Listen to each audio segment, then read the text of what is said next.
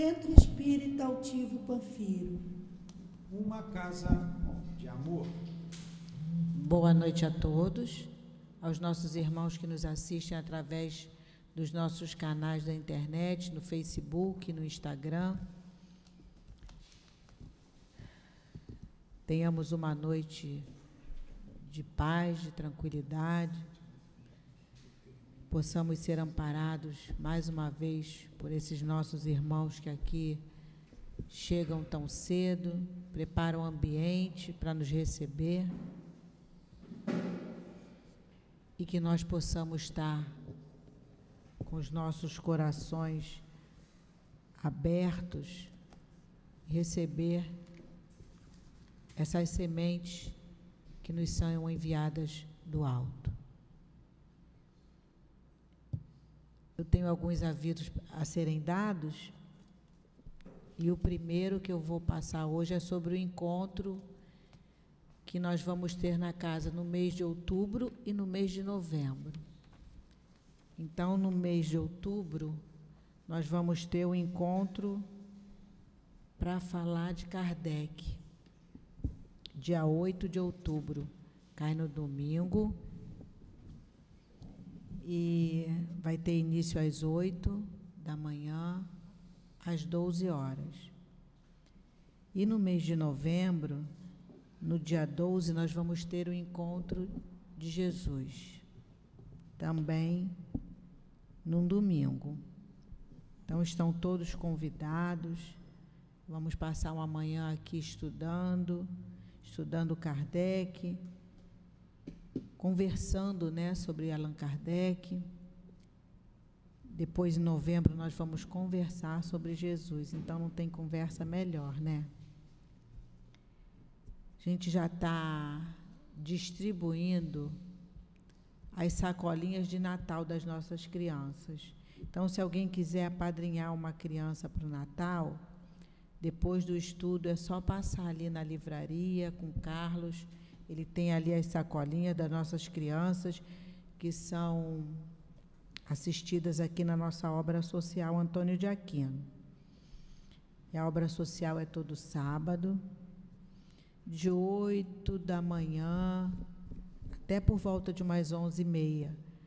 Eles chegam aqui, tomam um café, almoçam, vêm com seus responsáveis, que também são evangelizados. E quem quiser conhecer o trabalho, sábado, 8 da manhã. Então, estão todos convidados. Os nossos estudos também. Nós temos estudo aqui na casa, segunda, terça, quarta, mesmo com a palestra na quarta-feira, às 8 da manhã tem o estudo da Revista Espírita. Na quinta-feira, nós temos de manhã, à tarde e à noite. Como são muitos livros, a gente tem ali na livraria um marcador de página com todos os horários dos nossos estudos. Então, se alguém tiver interessado, é só passar ali depois, vai aproveitar, conhecer a nossa livraria, que tem uma diversidade grande de títulos. Quem vai fazer o nosso estudo hoje, nós vamos continuar o estudo do Evangelho. Estamos no capítulo 16. O item a ser estudado hoje é o item 8. Capítulo 16, não se pode servir a Deus e a Mamon. E o item 8 vai falar da desigualdade das riquezas. Quem vai fazer a sustentação no momento do passe é o trabalhador da nossa casa, o Carlos. Quem vai fazer o estudo hoje é o Paulo Nagai. E eu vou dar início ao estudo. Vou pedir, por favor, se puderem diminuir os celulares.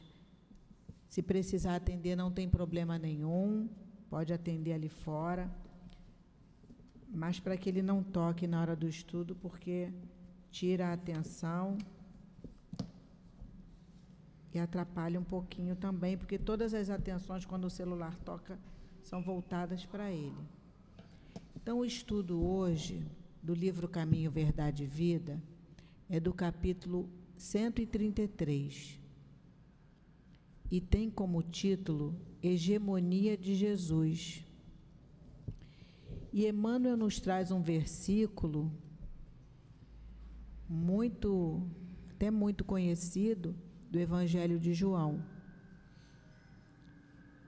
E disse-lhe Jesus: em verdade vos digo, que antes que Abraão existisse, eu sou. E Emmanuel nos diz o seguinte: é impossível localizar o Cristo na história à maneira de qualquer personalidade humana. A divina revelação de que foi emissário excelso e o harmonioso conjunto de seus exemplos e ensinos falam mais alto que a mensagem estável dos mais elevados filósofos que já visitaram o mundo. Antes de Abraão, ou precedendo os grandes vultos da sabedoria e do amor na história mundial, o Cristo já era o luminoso centro das realizações humanas. De sua misericórdia partiram os missionários da luz, que, lançados ao movimento da evolução terrestre, cumpriram, mais ou menos bem, a tarefa redentora que lhes competia entre as criaturas, antecedendo as eternas edificações do Evangelho. A localização histórica de Jesus recorda a presença pessoal do Senhor da vinha, o enviado de Deus, o tutor amoroso e sábio, veio abrir os caminhos novos e estabelecer a luta salvadora para que os homens reconheçam a condição de eternidade que lhes é própria. Os filósofos e amigos ilustres da humanidade falaram às criaturas, revelando em si uma luz refratada, como a do satélite que ilumina as noites terrenas. Os apelos desses embaixadores dignos e esclarecidos são formosos e edificantes. Todavia, nunca se furtam à mescla de sombras. A vinda do Cristo, porém, é diversa. Em sua presença divina, temos a fonte da verdade positiva, o sol que resplandece. Deus, nosso Pai, Jesus, nosso mestre e irmão, tão querido, mais uma vez, Senhor, estamos na Tua casa para estudar o Teu Evangelho. Que nós possamos estar com os nossos corações abertos, a nossa mente aberta, para recebermos o Teu ensinamento. Mas te pedimos, Senhor, ajuda-nos a receber os Teus ensinamentos e aplicá-los na nossa vida.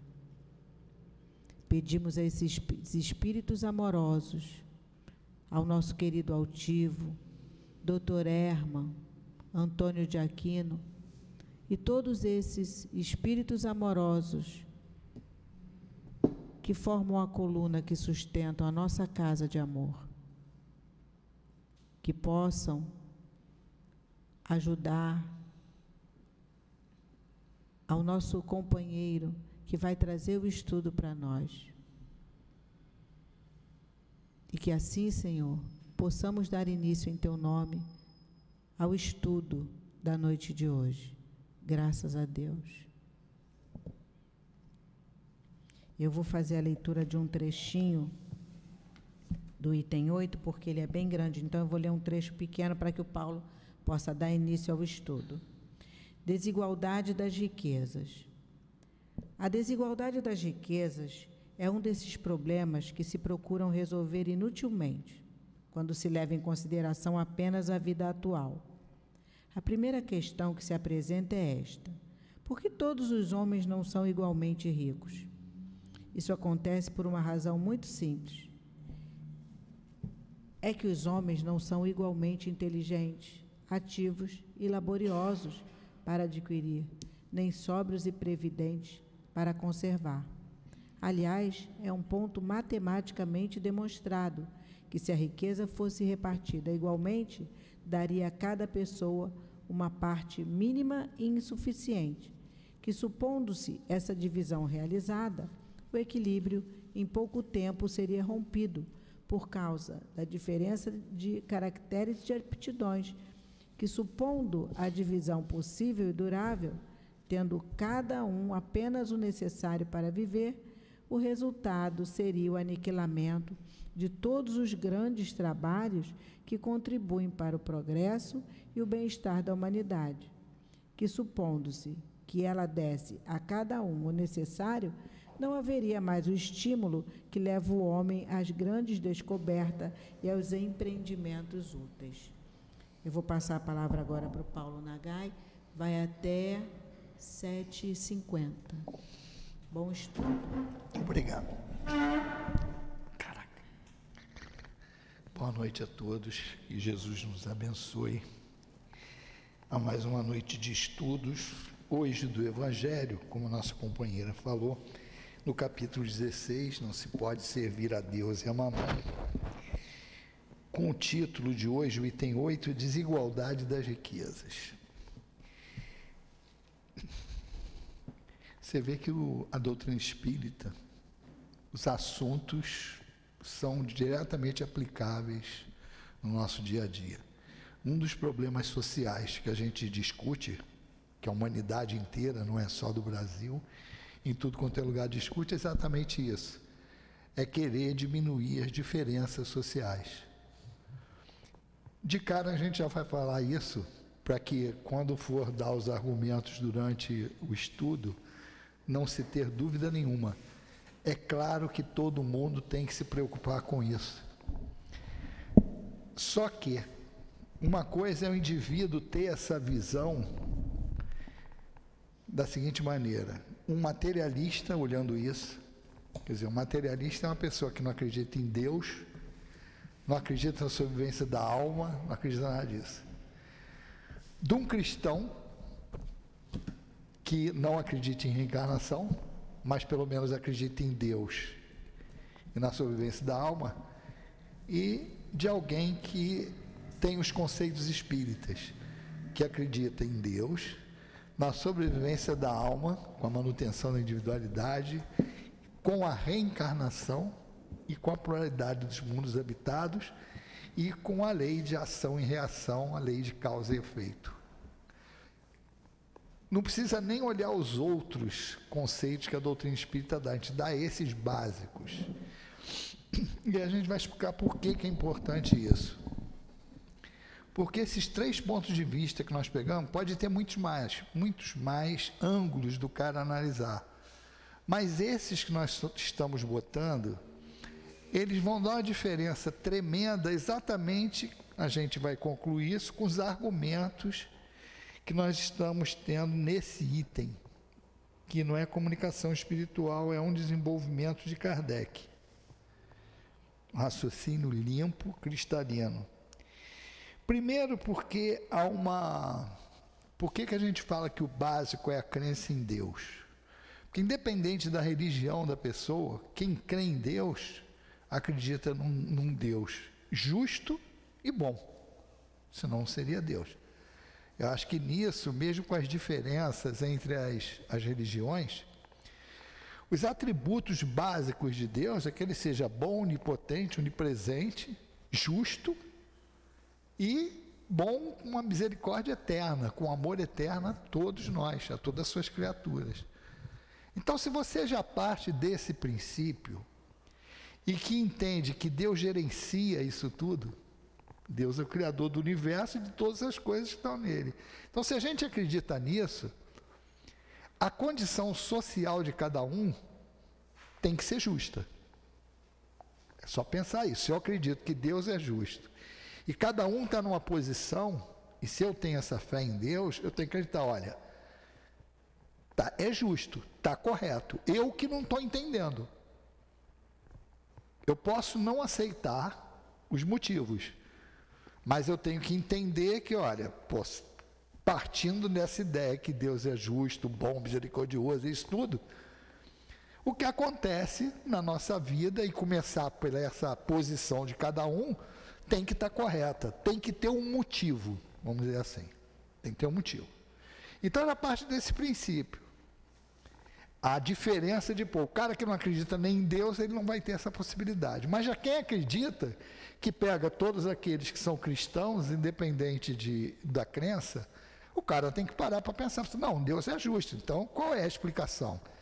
Aqui ele começa, a dizer só na primeira frase, a desigualdade das riquezas é um desses problemas que se procuram resolver inutilmente quando se leva em consideração apenas a vida atual. Então ele já dá uma pancada que pode até acreditar em Deus, mas se você só acreditar na vida atual, você pode até falar assim, não, eu confio, mas tu não vai entender o motivo, porque o motivo passa pelas reencarnações.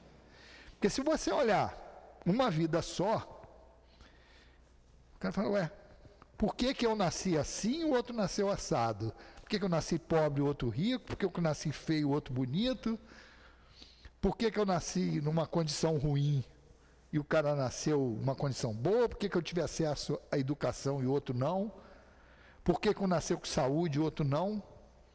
Numa vida só, essas pessoas já ficam com as opções de entendimento reduzidas. Segue um questionamento que Kardec faz. A primeira questão que se apresenta é esta: por que todos não são igualmente ricos? Ele está se questionando. Então, vamos lá, vamos procurar o motivo. A primeira resposta aqui é por quê? Porque nem todos são ricos, porque nem todos têm a mesma capacidade de trabalho, a mesma inteligência, a mesma disposição para buscar o progresso. Isso responde parte das coisas, que eu vou perguntar a vocês. Quantas pessoas a gente conhece que são inteligentes, capazes, têm força de vontade, brigam diariamente, buscam diariamente e não conseguem ter sucesso? Então, só isso não responde também. Mas tem uma coisa, para a gente entender também, e isso vai dentro dos outros argumentos, mas eu já vou destacar, para a gente, quando buscar ele, a gente ter ele aceso. Mesmo, vamos supor que eu conseguisse igualar a condição social de todo mundo. Se fosse só a gente aqui, aqui todo mundo vai ter a mesma condição, igualar a condição. Daqui a 3 dias já estaria tudo diferente. Exatamente por causa dessa diferença individual. Lembra da parábola dos talentos. O cara voltou depois, um tinha enterrado, o outro tinha multiplicado porque investiu, o outro não tinha feito nada, escondeu, ficou com medo do cara cobrar. E isso é prático, quer dizer, é só pensar nos nossos filhos. Ah, papai, eu quero dinheiro para ir para o colégio. Se tiver mais de um, tu vai entender isso, 2, 3. Cada um vai gastar de uma maneira. Tem gente que vai voltar com troco, tem gente que não vai voltar com nada, tem gente que vai voltar devendo, quer dizer, vai gastar o que tu deu e ainda deixou pendurado na cantina da escola, e por aí vai. E vai ter uns malandrinhos que pode até multiplicar, que vai comprar uma merenda por X, vai vender por 2X e ainda volta com dinheiro. É a diferença de cada um, e isso é fácil da gente entender. Então, vamos guardar essa diferença aí. Uma outra coisa, quando a gente, isso aí é um argumento matemático que nós estamos falando, porque vamos igualar todo mundo, daqui a 1 semana, 2 semanas, vai estar todo mundo com dinheiro diferente. Aí entra aquilo ali, vamos supor que não tem esse negócio da gastança.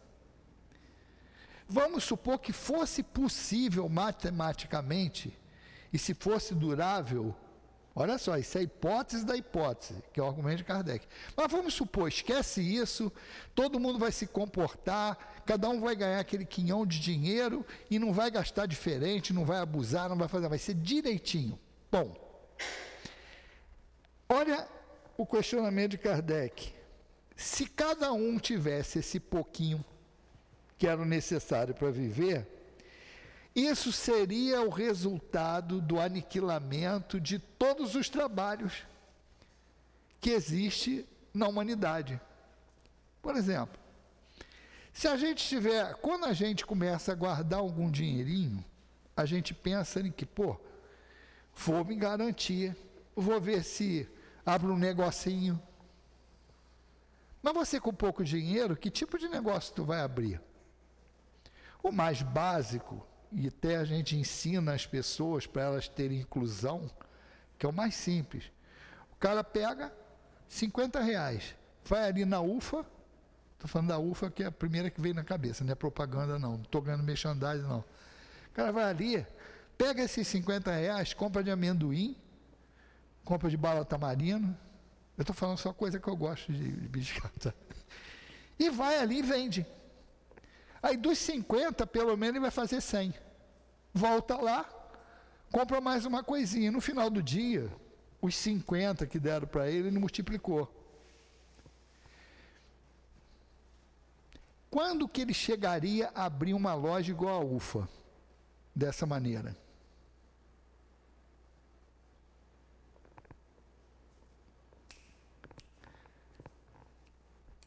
Não sei nem se quando tiver com bengala. Por quê? Porque você abrir um negócio daquele tipo, você tem que ter muito mais dinheiro. Aí você imagina, uma indústria, aqui em Jacarepaguá a gente tem muita indústria farmacêutica. Para montar um negócio daquele, quanto de dinheiro precisaria? Aí você vê, mas por que é necessário isso? Primeiro, pela evolução das próprias pesquisas que aquele negócio ali vai te direcionar. Naquele caso ali, medicamentos. Um hospital. A gente tem ali a clínica na Taquara. Ele é particular. Quanto é que o cara investe para ter um negócio daquele, para a gente chegar lá e ter um atendimento? Então, isso é até engraçado isso. Porque quando as pessoas não têm esse conhecimento, tu vê empregado querendo arrebentar o patrão. E ninguém pensa o seguinte, se não tivesse esse patrão, alguém teria emprego? Uma coisa é você reivindicar os teus direitos, está normal. Mas tu não pode olhar o patrão como inimigo. E quem já participou de alguma coisa aí pode ver o que mais esses sindicatos fazem é colocar o funcionário contra o patrão. Eu já frequentei algumas vezes reuniões, por força da minha profissão, na época, que eu trabalhava aqui numa indústria farmacêutica dessas.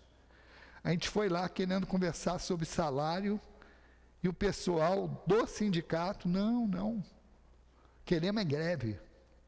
Quer dizer, não estão pensando no bem-estar do funcionário, estão pensando em política partidária e receber algum para controlar a greve depois. Quer dizer, coloca uma dificuldade para vender facilidade. Eu falo isso com segurança porque eu sei que é assim. Se alguém, por exemplo, se tivesse alguém aqui de sindicato que fosse falar, eu ia explicar tintim por tintim que os próprios advogados de lá fazem. Eu vivenciei muito isso, de olhar e dos caras depois, eles querem te forçar e depois que tu é mandado embora, não faz nada para você. Basta ver o seguinte, quem é que vai para o sindicato, normalmente? É o funcionário que está na marca do pênalti lá, eles botam para o sindicato para ele ficar com imunidade e não poder ir embora. A maioria dos sindicatos é isso, tá? Pode ter algum sindicato que realmente trabalhe para o... Mas olha a incoerência. Se não tem alguém com capital e invista, não tem emprego. Então, meu amigo, o mundo gira assim. Só que se você não tiver as informações, por isso que eu digo a diferença de visão. O espírita, quando estuda lá no livro dos Espíritos, ele vai ler lei do trabalho, lei de reprodução, lei de progresso. Ele tem que entender tudo isso. E o progresso só existe porque você se esforça para isso. Que imagina se todo mundo viesse... Vamos lá. Pessoal que fica no... Ninguém faz nada para viver. Vai lá viver, o pessoal confunde estado de natureza com coisas naturais. Você gostaria, se você fosse índio, que você vivesse eternamente lá, sem direito a nada, a tecnologia, sem nada, lá na mata, sendo comido por mosquitos, sem ar-condicionado? Tu ia gostar? Por quê? Porque ter acesso, além do progresso, te faculta isso.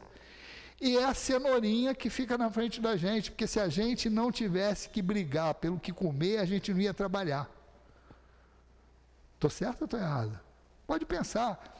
A maioria das pessoas começa a trabalhar já pensando em se aposentar. Por quê? Porque não enxerga o trabalho como algo útil. A definição de trabalho na doutrina espírita é: trabalho é toda ocupação útil,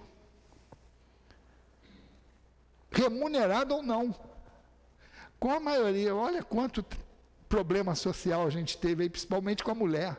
Ah não, mulher não trabalha. Pô, mulher trabalha muito mais. Quando eu fico de férias, eu prefiro ficar trabalhando, porque em casa tu faz muito mais coisa. Principalmente quando tu tira férias normais, de ano em ano, né? Quando tu entra de férias, tem uma lista assim, geralmente colada na porta, pelo lado de dentro, com um monte de coisa para tu consertar. Hoje tem marido de aluguel, é legal, né? Dá até para fazer, mas às vezes você tem que meter a mão lá e fazer. Então a mulher a mulher que trabalha fora, ela tem jornada dupla e se tiver filho tem tripla ou mais. Isso não é uma questão legal, é uma questão moral. O entendimento espírita já te mostra isso. Não é que você não é remunerado, não quer dizer que você não trabalha. E é considerado trabalho pela lei de Deus, ocupação útil. Então, se eu for aviãozinho do tráfego, eu ganho dinheiro, mas trabalho, pela lógica espírita, não. E tem gente defendendo aí que isso é trabalho. Políticos, hein? Querendo legalizar, tipo assim, não, abre muita frente para trabalho. Cara, olha como a falta de informação, e até assim, não é nem só falta de informação, ter informações diferentes da realidade, como complica. Né?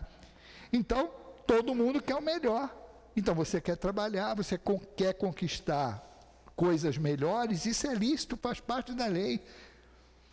Pô, é pecado ter dinheiro? Não, pecado é gastar errado. Né? O dinheiro é lícito, toda riqueza é lícita no livro dos Espíritos, desde que não seja conquistado com prejuízo do outro. Olha, quando você botar assim, olha quantas coisas a gente tira da ótica do legal e moral. Pô, se eu vendo droga, eu estou conquistando meu dinheiro às custas do prejuízo de muitas vidas. Pô, troço simples de ver. O fulano médico que trabalha fazendo aborto. Pô, ele ganha dinheiro às custas de matar bebê. E pelo conceito espírita, não tem nenhuma dúvida.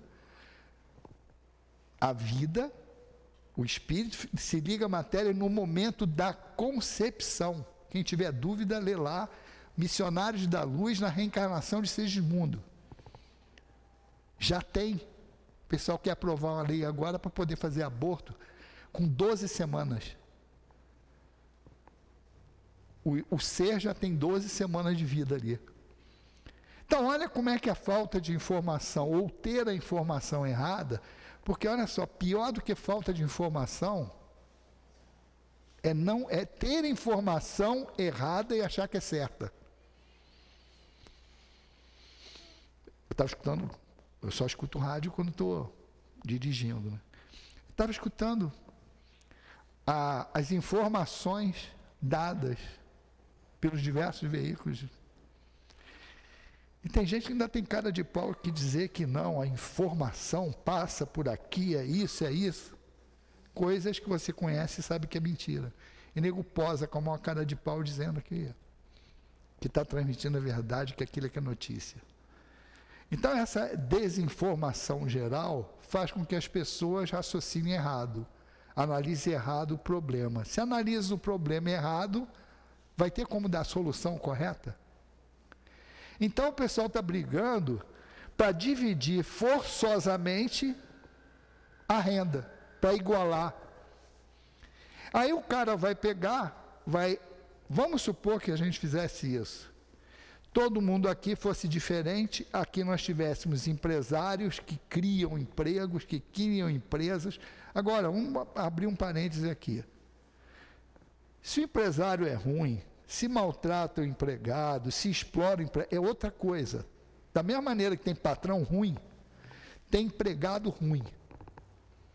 Ainda te digo, é matemático. Para cada patrão, tu tem um monte de empregado. Então, isso é matemática. Então, existe muito mais empregado ruim do que patrão. Só vocês pensarem no ambiente de trabalho de vocês. Olha, imagina aí, olha para o lado, faz de conta que você está olhando para as pessoas que trabalham com você agora. Quantas dessas pessoas que trabalham contigo trabalham às 8 horas por dia, ou pelo menos 7 horas e meia, vamos dizer que seria 7 horas e 15, que seria o natural dentro das 8 horas, tirando, eu vou dizer assim, é o cronômetro certo de hora trabalhada, porque tu tira, vai no banheiro, bebe água, com parcimônia, tu tira aí uns 45 minutos durante o dia, dentro das 8 horas, fora o horário de almoço, que seria já dando lambuja. Quantas pessoas você conhece que trabalham esse tempo? E pensa no número de pessoas que fazem aquele popular voada o dia todo. Vendo e-mail, WhatsApp, Telegram e tudo quanto é coisa que vem hoje. Que passa, e sempre quando tu olha para o lado, o cara, ao invés de estar trabalhando, está lá no celular. É só ver isso. Então, estamos tirando o mau funcionário e o mau patrão da análise. Se a gente botasse aqui tudo igual, primeiro, acabaria os empregos, porque ninguém teria dinheiro suficiente para montar algo grande, tanto para dar emprego quanto para fazer pesquisa. Sabe quem é que ganha mais em indústria farmacêutica? Não é o diretor, não é o dono da empresa, não é ninguém. É o cara que desenvolve os medicamentos. Esses caras, sabem onde ficam? A gente está falando em trabalho remoto hoje em dia, né? Bota aí 20 anos atrás, uns 20 anos atrás, ou 30. A gente tinha notícia, um cara fez essa pergunta, eu trabalhava em indústria farmacêutica, a gente estava num projeto grande pra caramba na América Latina. O cara falando assim, negócio de salário, essas coisas, o cara falou, pô, quem ganha mais na nossa empresa? Uma empresa multinacional, grande para burro. Ele falou, presidente, não. É o fulaninho de tal lá que ninguém conhece, que está nesse momento, ele deve estar numa ilha dessas aí paradisíacas, pensando, buscando inspiração, e é esse cara que vai desenvolver um remédio que vai segurar a empresa durante 10, 15 anos, enquanto ela tiver a patente. Tu imagina quanto se dá de dinheiro o cara que descobre a cura de alguma doença, ou descobre um remédio desses que é top de linha. Quem pagaria esse cara se você passasse a régua por baixo e tivesse essa distribuição de riqueza, de modo que você não tivesse as riquezas? Não existiria isso. O pessoal fala assim, pô, os caras gastam dinheiro pra caramba. Um negócio assim, quem não acompanha, fala assim, pô, pra que ir à Lua? E tem uns que falam isso, né? Pô, pra que esse projeto? A gente, aí tem até um negócio bonitinho assim, e pega bem. O homem conhece o espaço, mas não tem o conhecimento do seu coração. É, realmente é isso. Mas não tem nada uma coisa a ver com a outra. O fato de se eu não fosse o espaço, eu também não conheceria, porque ninguém segue o conhece-te a ti mesmo. Ninguém vai nessa onda, a não ser depois que leva muito pisão no calo, e a doença bate a porta, aí tu vai buscar tudo que tem direito, né? Tu vai em centro de macumba, tu vai em tudo quanto é lugar, tu conversa com o diabo, tu faz tudo, pacto com o demônio, tudo. Mas tu vê, Se a gente olhar hoje, quantos benefícios nós tivemos em termos de conforto resultante dessas pesquisas que o homem fez para ir à Lua. Estou falando do troço que não é, que é para nós. Micro-ondas, várias coisas. Fora a que dá possibilidade de outras descobertas e fora a que auxilia a gente entender como funciona o universo. Aí você fala, se não tivesse um capital concentrado, quem faria isso? Ninguém faria. Ninguém faria. E o raciocínio espírita, ainda, olha, nós estamos falando em matemática só. E ainda tem outro negócio. Se a gente acredita em Deus, vamos lembrar lá do raciocínio inicial. Se Deus é justo, bom, onipotente, perfeito em todas as coisas, e Ele distribuiu assim, lembra? Ou Ele está errado, ou a gente não entende o motivo que Ele distribuiu. E os motivos são esses. Agora, mesmo se eu igualasse, aí é que é o raciocínio que o materialista não entende.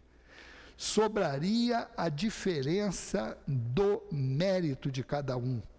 E é isso que existe nos mundos superiores. Que o pessoal, quando pensa igualar, vai ficar todo mundo igualzinho. Um monte de japonês, como se fosse um caminhão cheio de japonês, tudo igual. Eu falo porque eu sou descendente de japonês, não podem nem me acusar de racismo, de misoginia, de qualquer coisa, olha só. Então, vai ter a diferença da individualidade. Então, é ilusão, é algo inalcançável a igualdade absoluta, porque exatamente é isso que nos diferencia, nós somos individualidades, peça única. Nós partimos do mesmo ponto, mas dificilmente tu vai ter alguém no mesmo ponto que você está hoje. Maturidade espiritual, inteligência, vivência, tudo, condição como espírito, não existe isso. Então sempre vai ter uma diferença. E essa é a diferença que vai existir quando chegarmos a um planeta de regenerados. Não é que todo mundo vai ser igualzinho em termos de condição social, mas todos vão ter as mesmas oportunidades. Olha como é que é engraçado. Eu falo que a educação é ruim. Nem todos têm direito à educação. Aí como é que eu resolvo? Pô, a gente, se parar para pensar, melhorar a educação para quem não tem, não é isso? Não, eu dou cota para esse que teve má educação poder entrar na faculdade. E vou formar maus profissionais. Por que é mais fácil fazer isso? Porque dá menos trabalho. Eu reclamo, o pessoal que é mais jovem há mais tempo aí vai lembrar. Antigamente, colégio público era bom pra caramba. As faculdades públicas eram as mais respeitadas. Essas multinacionais daqui, farmacêuticas, daqui de Jacarepaguá, valorizava muito mais quando o diploma era da UF, Federal Fluminense, da Nacional, da UFRJ, da UERJ, que existia ainda, que ainda tem, né? Do Estado da Guanabara. Por quê? Porque era garantia de bom estudo. Hoje está uma bagunça. Aí você fala, pô, é mais fácil, ao invés de eu consertar o sistema educacional, não, eu dou cota, para todo mundo ficar satisfeito. Não existe isso, e até quem recebe cota e é inteligente, percebe que o que o cara está falando, assim, olha, você não tem condições de andar sozinho, tá? Você é inferior a ela. Então ela vai ter que fazer as provinhas direitinho para passar e você vai entrar pela cota, porque tu não tem condição de ser igual a ela. A pessoa que tem o mínimo de inteligência raciocina assim. E pode ver, o pessoal fica... Não, eu tenho a mesma condição. Agora, tu tem que igualar a condição de acesso e não trabalhar aqui em cima. É a mesma coisa aquele anúncio que tem, que o cara bota um monte de comida, aquelas comidas tudo gordurosas, né? Pururuca, mocotó, aqueles troços todos, tudo pesadão. Aí o cara, ao invés de pegar e falar assim, olha, toma cuidado, come com parcimônia isso, Balancei. Não, ele falou, pode meter o pé na jaca aqui, depois toma isso aqui. Não vou falar o nome do produto. O cara não está trabalhando na causa, ele está trabalhando no efeito. Quer dizer, tu come, se empanturra, depois tu cai lá, tortão, todo prejudicado, aí tu vai lá, toma aquele negócio e está tudo certo. Não é assim que a doutrina espírita funciona. Não é? Então tem toda a diferença, essa visão. Então a justificativa, e outra coisa, aí vamos entrar tecnicamente dentro da orientação espírita. Porque a gente falou assim, bom, Deus comanda tudo. Se cada um de nós nasceu em condições diferentes, socialmente falando, tem um motivo.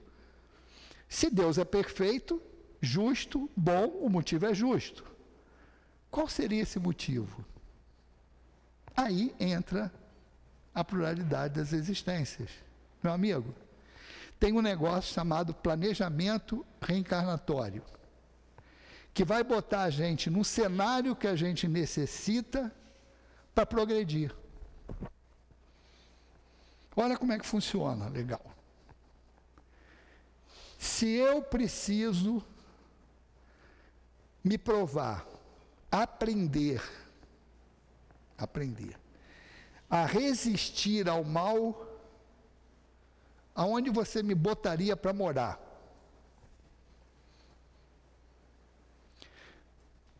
Na Suíça, em que a lei funciona, tudo direitinho, ou me botava no Brasil?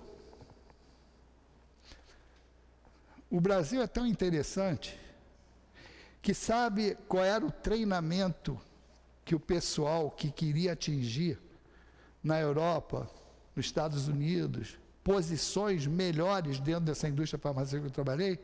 Sabe o que eles faziam para o cara treinar? Vai ser diretor da planta do Brasil, porque você se der bem lá, se dá bem em qualquer outro lugar do mundo. Porque naquela época, amigo, a inflação era não sei de quanto, era uma doideira, mudamos de dinheiro. Hoje a gente até esqueceu, eu até já esqueci disso. Mas foi uma fase tremenda. Mas os caras botavam porque instabilidade econômica e todos os problemas que a gente sabe que existe. Desde os 10% no rabo da guia, lá da nota, no final da nota, até a própria condição de bagunça que a gente tem na nossa economia. E os caras vinham para cá para treinar. Saía daqui, podia pegar qualquer planta na Europa, nos Estados Unidos, o cara se dava bem. Então, a lógica é essa: a gente vai estar no ambiente propício para a gente aprender. E olha um outro negócio interessante, o pessoal fala assim, não, então é melhor encarnar aqui. O pessoal estava comentando que hoje teve um monte de tiroteio aqui por perto. Encarar aqui, aí tu vai pensar, não, pô, morar aqui, pô, morar na Zona Sul, igualzinho também, a Zona Sul não está diferente daqui não. Tu vai lá para a praia, tá quente que está abafando, vem um arrastãozinho. Mas é o pessoal da Baixada que foi lá. Não, eles não precisam, tem ali naquelas favelinhas perto ali em volta, não precisa importar arrastão não, tem arrastão de lá também. Então a convivência da necessidade e da sobra está por aí. E a outra coisa errada que o pessoal faz também, a condição social. Se o cara mora ali no Camorim, mora ali na de Deus, ou mora na favela, na Rocinha, não sei onde, ele é desonesto, e o cara que mora em Ipanema é gente fina. Tem nada a ver uma coisa com a outra. É que o pessoal cria essa imagem. Mas a maioria dos moradores das chamadas favelas, que o pessoal quer chamar de comunidade, achando que isso dá saneamento e melhora a vida dos outros, quer dizer, é mais fácil sempre isso. Muda o nome. Que favela é ofensivo. Não, ofensivo é tu entrar num lugar desse, seja com o nome que tiver, que não tem saneamento, não tem escola, não tem posto de saúde ali para a pessoa usar. Independente do nome que botar, pô. Mas é mais fácil mudar o nome. Mudar o nome, todo mundo fica satisfeito. Não, agora eu não moro mais na favela, não, eu moro na comunidade. E continua com os mesmos problemas, isso não adianta. Então, tu achar, não, lá que estão os problemas. Não, lá tem muito mais gente honesta do que desonesta.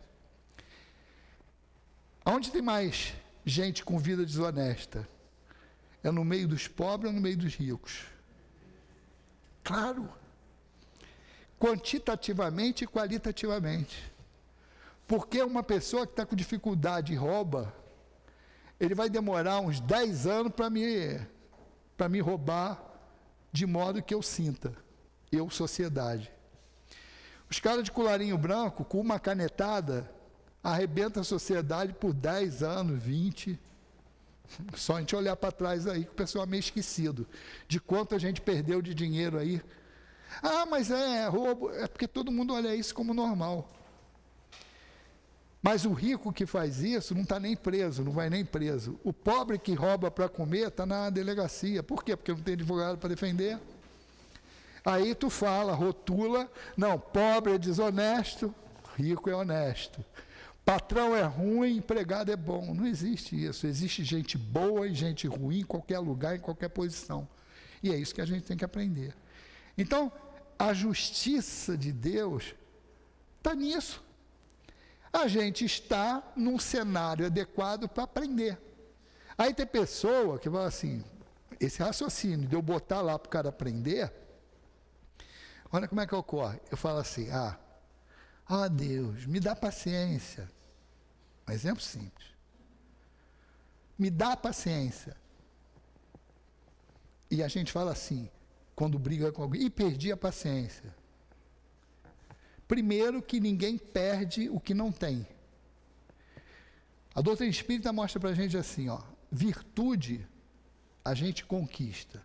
E quando a gente conquista, o espírito não retrograda, ou seja, não recua, não perde aquilo que conquistou, se realmente conquistou. Então, quando eu falo perdi a paciência, porque o cara pisou no meu pé, eu dei um murro nele, é porque eu não tenho paciência nesse nível. Não tenho paciência nesse nível. Aí eu peço paciência. Tem paciência aqui na livraria? Se eu for ali, eu compro. O cara de pau ainda avisa, não, acabou. Não, acabou não tem, nunca teve para comprar ali, cara. O cara vai lá na cantina, me dá uns 3 quilos de paciência, vai no armazém, não tem, é conquista. Aí quando tu pede, vai dormir, assim, Deus, me dá paciência. Sabe o que ele vai fazer para tu ganhar paciência? Vai botar um monte de mala na tua vida.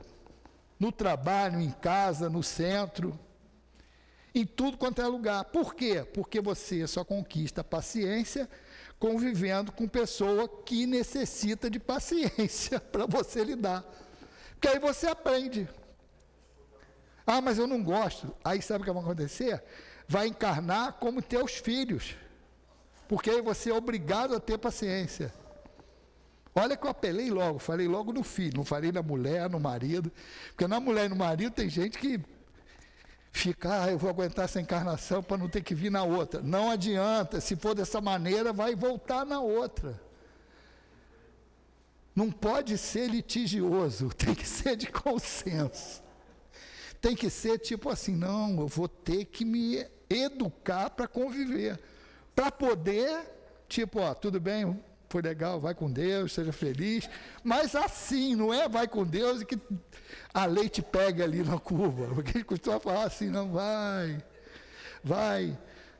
e fala vai, mas querendo que assim, a justiça divina te pega, que nem o pessoal fala, amigo meu não tem defeito, inimigo se não tiver eu ponho, né? Aos amigos tudo, aos inimigos a lei, quer dizer, o cara sempre está com a segunda intenção, porque o cara seja destruído ali, não pode ser assim. Se for assim, não caracteriza o progresso, então não vai ficar livre da dívida, amigo. Tem que ser na boa, ralar ali até o final, aparar as arestas e entender.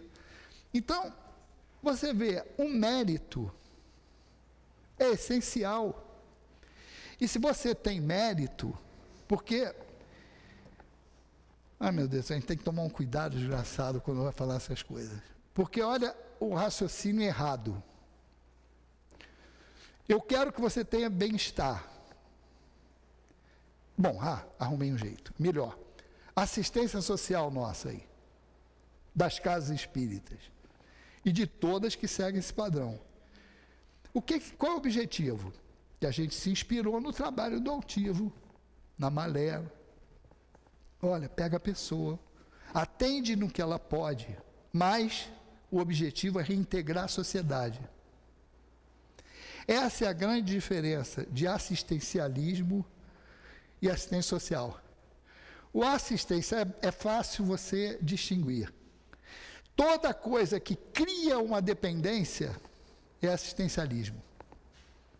Eu te dou um negócio, mas você vai ficar sempre dependente de mim. Então vai sempre beijar minha mão aqui. Oi! É isso. A assistência social, eu te liberto, eu te dou peixe, alimento, porque essa é a primeira necessidade, cubro as necessidades materiais, vou tentar dar atendimento médico, assistência jurídica, mas o meu objetivo é te reintegrar na sociedade. Pode até falar assim, pô, é para o cara não ficar enchendo meu saco a vida toda e não pedir toda vez. Pode ser até essa visão. Que o cara vai estar fazendo certo mesmo se ele estiver pensando assim. Porque o outro vai ser beneficiado corretamente. Ele é que não vai ter o mérito, porque a intenção dele não é pensando no outro, ele está pensando no bem-estar dele. Mas, mesmo assim, está fazendo certo. Ele não aproveita, mas está fazendo certo. Por quê? Porque eu vou te dar essa condição primária, mas vou ensinar você a pescar também. Esse é o objetivo. Eu lembro que lá na Malé, entendeu? E era a fonte, quando a gente precisava de mão de obra para alguma coisa, ir lá, ó, tem aí alguém cadastrado que trabalhe, faça trabalhos domésticos, ou um pedreiro, ou não sei o quê. Por quê? Porque esse era o objetivo. Arrumar uma ocupação. Porque senão você não reintegra na sociedade. Aí você fica dando migalha, você vai dar migalha sempre, para quê? Para controlar. E todo mundo vai ter que vir aqui beijar minha mão.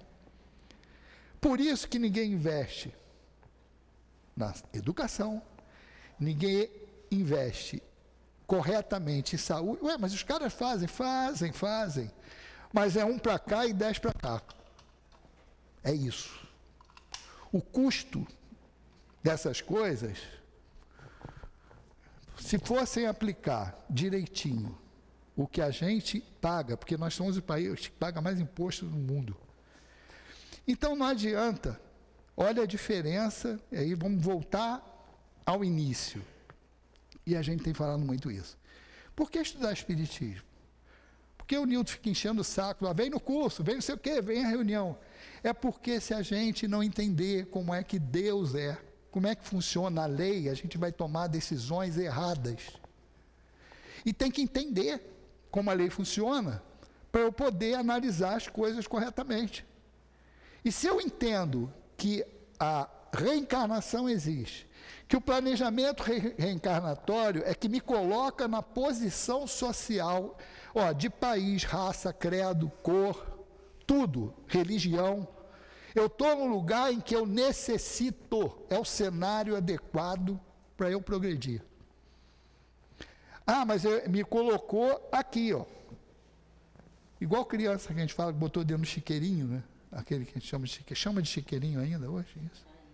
Não, porque agora qualquer coisa é ofensa, né? Sei lá, pode algum porco aí me processar, porque a gente está chamando aquilo de chiqueirinho, não sei. Ah, fica aqui, você nasceu aqui e botou a criança ali. Se você, aquele é o estado inicial, não quer dizer que você não queira, não tenha que lutar e brigar para melhorar e aumentar o tamanho do cercado que está ali. Aumentar o seu limite. É lícito isso, faz parte da lei de progresso. Só que eu tenho que ter o bom senso de falar assim, pô, peraí, eu tento sair, não consigo, é porque é ali que eu tenho que ficar. Mas eu vou ter que tentar sempre, porque senão eu nunca vou saber se é a hora que já saiu. Exemplo melhor disso, vamos lembrar aí, pessoal de Governador Valadares. Nasceu no Brasil, em Minas, em Governador Valadares. Os caras queriam nascer nos Estados Unidos. Eles iam para lá, nego mandava eles de volta. Eles iam para lá, mandava eles de volta. Cara, alguns ficaram. Aí tu pode raciocinar assim, pô, está dentro do cabimento da lei. Mas os que voltaram mais de 3, 4, 5 vezes, cara, se toca, é para ficar aqui no Brasil, a tua necessidade é aqui, não é para ir para lá. Então a gente tem que olhar em tudo na vida, tentar sempre melhorar. Mas tem um negócio chamado desconfiômetro, para a gente analisar aquilo ali.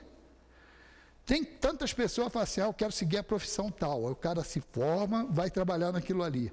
Aí não consegue emprego, vai para essa posição aqui. Aí ele vai, tenta ali de novo, aí volta para cá. Tenta ali de novo, volta para cá. Tenta ali de novo, volta para cá. Pô, peraí. Alguma coisa está me sinalizando que é aqui, porque eu só arrumo aqui. Alguma coisa está me dizendo que o caminho é aquele ali.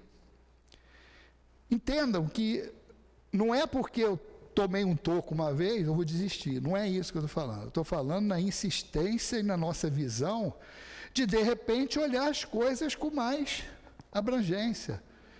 E não ficar naquelas coisas, naqueles pensamentos pré-concebidos ali, sem uma abertura, sem olhar outras possibilidades. Então, é fundamental o entendimento do Espiritismo, para a gente se encaixar nisso. Porque, para eu não ficar dando murro em ponta de faca. Porque aí eu vou estar buscando a solução de um problema, e esse aí da desigualdade de riqueza, querendo tirar de um e dar para o outro, sem olhar o mérito de cada um. Último casinho, para a gente fechar. Há uns, eu não lembro, 2, 3 anos atrás, isso foi fato que saiu aí na imprensa. Assim, uma empresa no Norte e Nordeste, eu não lembro qual estado ali, falou assim, vou montar uma fábrica aí. Eu não lembro nem de quê. Vou dar treinamento para o pessoal, para empregar o pessoal daqui da área.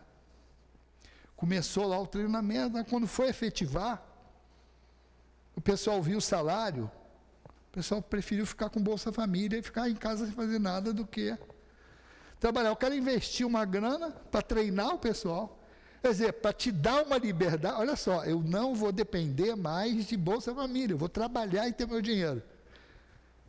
Dentro de uma indústria. O pessoal abdicou. Não, vou fazer filho que é melhor. Quantos mais... Isso aí o pessoal erra até na matemática, né?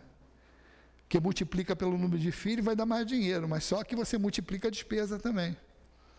Mas essa é a visão. É a visão que a gente tem por não ter as informações corretas de como a banda toca. Por isso que Jesus falou, olha, conhecereis a verdade e ela vos libertará. E a verdade que nós estamos falando não é a minha verdade, nem a dele, nem é de ninguém. É a verdade da lei de Deus. Como é que a lei de Deus funciona? Qual é a lei? E Jesus resumiu lá, amar a Deus sobre todas as coisas e o próximo como a si mesmo. Fazer ao outro tudo aquilo que eu queria que o outro me fizesse. E a doutrina espírita veio para dar os detalhes daquilo que Jesus não pôde falar e das coisas que ele falou a gente não entendeu. Por isso que a gente fala que o estudo da doutrina espírita é fundamental para o progresso do espírito. Que Jesus nos abençoe. Obrigada, Paulo, pelo estudo que você trouxe para a gente aqui agora à noite. Vamos passar para o segundo momento, o momento do passe. Por favor, os médiuns podem se colocar. Vocês que vão receber o passe.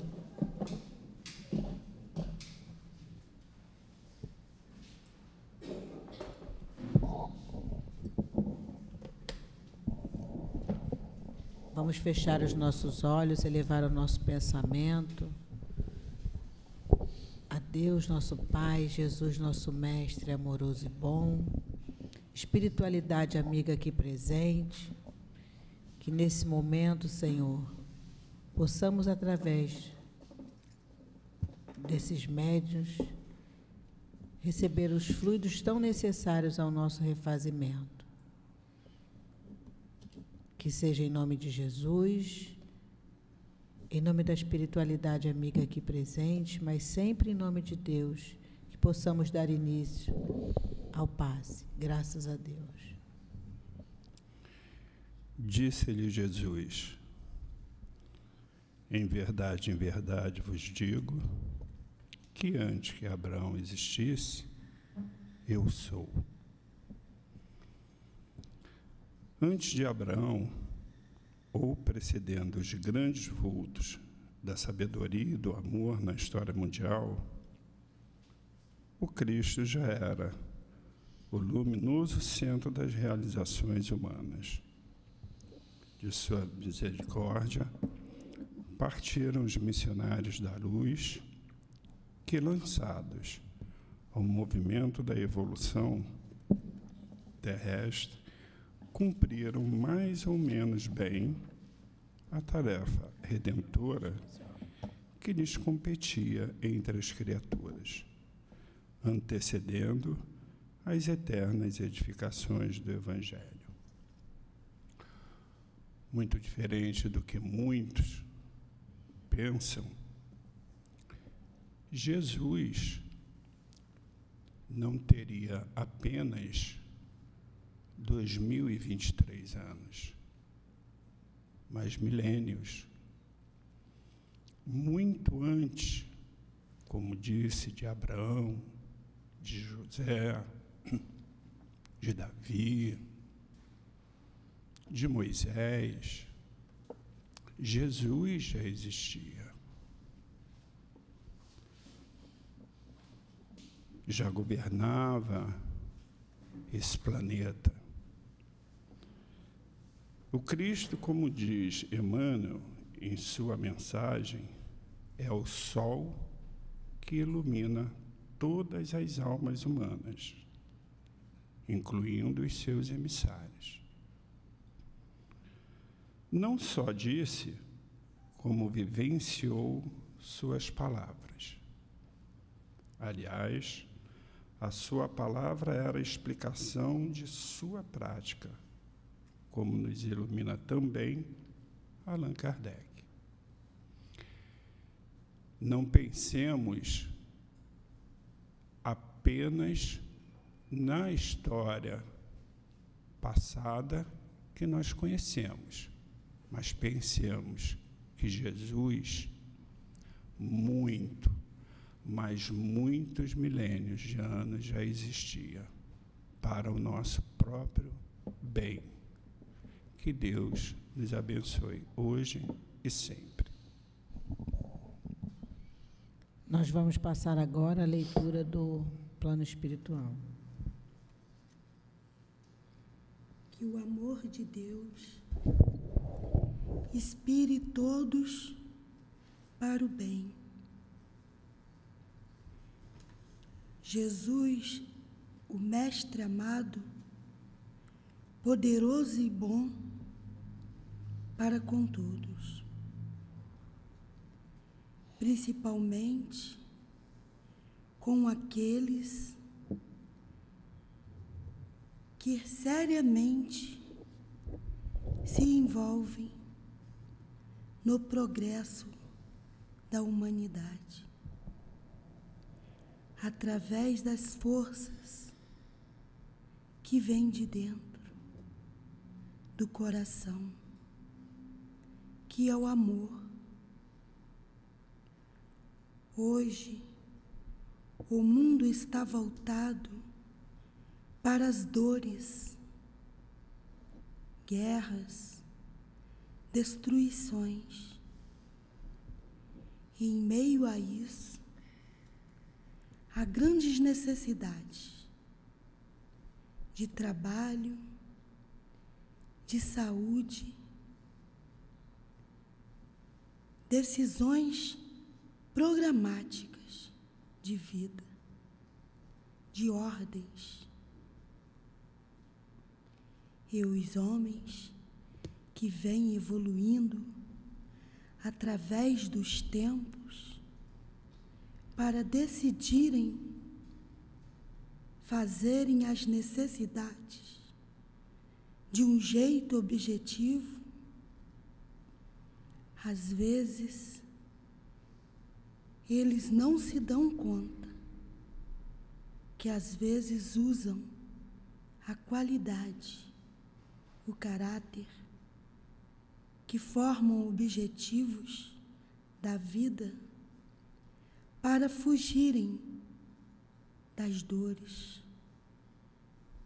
e do sofrimento. Mas quando pensarem em agir em nome do Mestre Jesus, passarão então a agir de outro jeito, uma vez que atenderem a todas essas precisões que já citei, terão soluções em que os valores dos espíritos sejam levados em contas.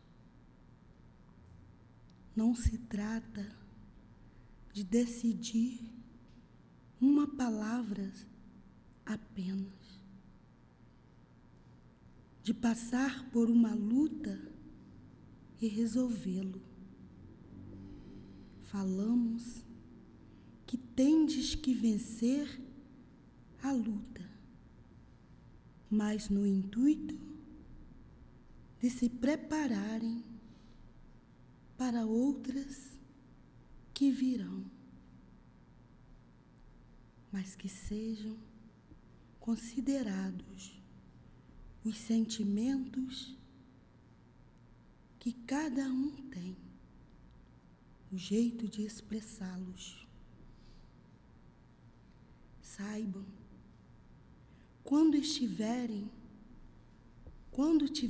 os sentimentos, claro, compreensíveis pelo nosso Jesus, em busca de solução para as dificuldades alheias e fazendo tudo pelo próximo, de modo que não atrapalhem o próximo. O reverso dá quando resolverem as coisas apenas para se satisfazerem. O ego, no ponto de vista dos homens encarnados, trabalham no sentido de favorecerem e ganhar. Já com o Mestre Jesus, controlam as questões. Proveitos favoráveis levam em consideração o que podem causar danos morais ou mental em alguém. Sim, quando todos estiverem agindo em nome de Jesus, tudo passa a ser direcionado com um sentimento de amor. Segundo essa analogia, é que se devem levar em conta o próximo. E quando assim o fizerem, é que podem dizerem: somos cristãos. E então atingirão a um grau em que não mais se permitem agir sem os ensinamentos do Cristo, sem os resultados morais, espirituais do que os fazem. Por isso, viemos várias vezes dizer a vocês: caminhem, trabalhem, busquem resolver tudo o que está ao alcance de todos vocês.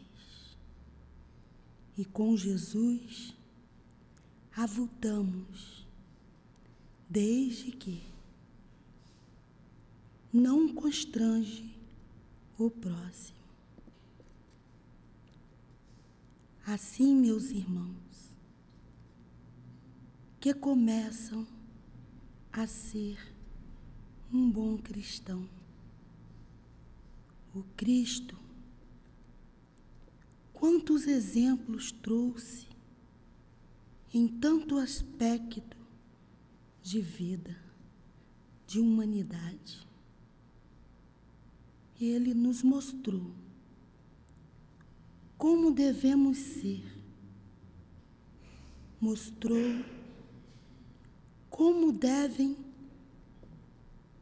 serem. Pôde dizer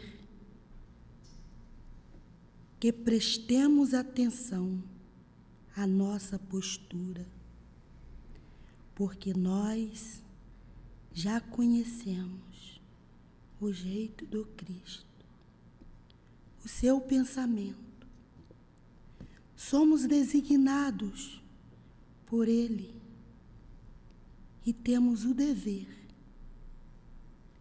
de desenvolver sentimento de um modo geral,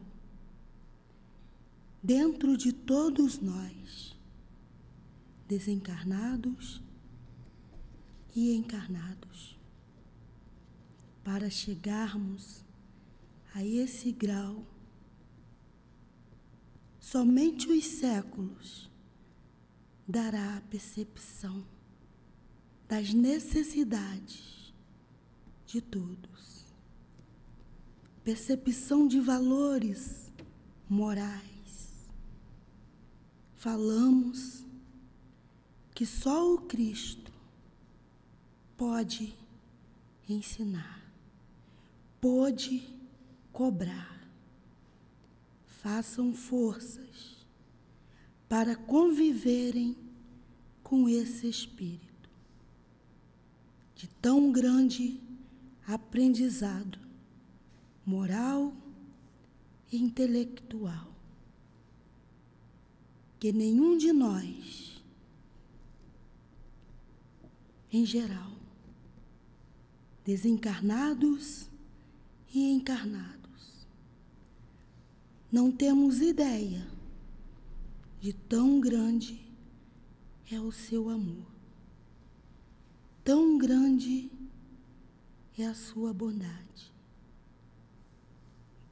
Visto isso, imaginamos tamanho é a sua moral, seu intelecto. Vemos é o Filho maior do Pai. E então, todos, seguindo-o, descobrirão como agir diante da vida, das dores do mundo avassalador que os cercam. Que Ele, o Mestre Jesus, oriente a todos, abençoe a todos, e indique o caminho que devem seguir. Em nome de Deus Pai, hoje e sempre, um trabalhador da casa.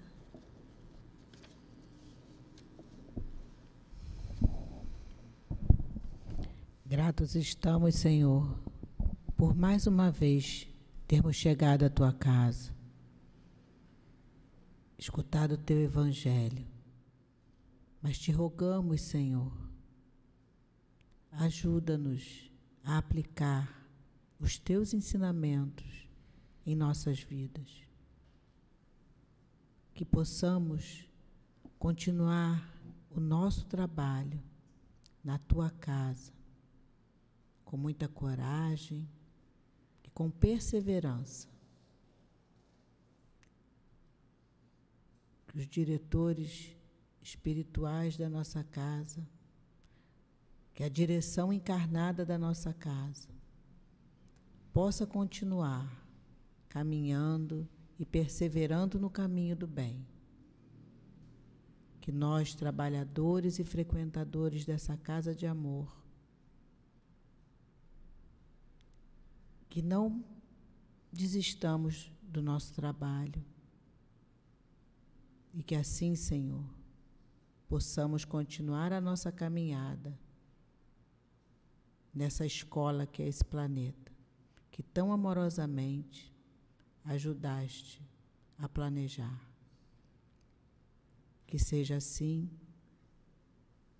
em nome do nosso querido altivo, Antônio de Aquino, Dr. Erma, e todos esses nossos irmãos tão queridos,